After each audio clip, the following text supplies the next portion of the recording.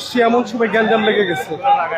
ভুলবশত মানে গায়ে হাত দিয়ে গেছি আর কি, মানে মারি নাই আর কি, ভুলবশত এও নাই, কার্ডও লাগানো নাই, এগুলো বললাম না, খুলে জাস্ট চা খেতে বসছি, এর মধ্যে লেগে গেছে গ্যাঞ্জাম। চেষ্টা করছিলাম দর্শক এই মুহূর্তে সরাসরি আপনারা দেখছেন সময়ের আলো যে খেলার মাঠটি রয়েছে ধানমন্ডিতে, সেই খেলার মাঠে কিন্তু অনেকেই এখানে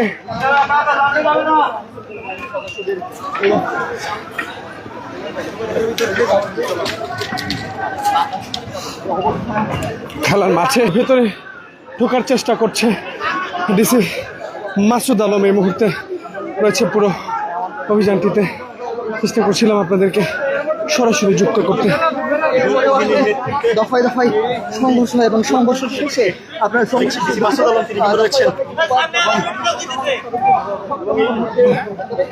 খাওয়া দাওয়া হয়েছে।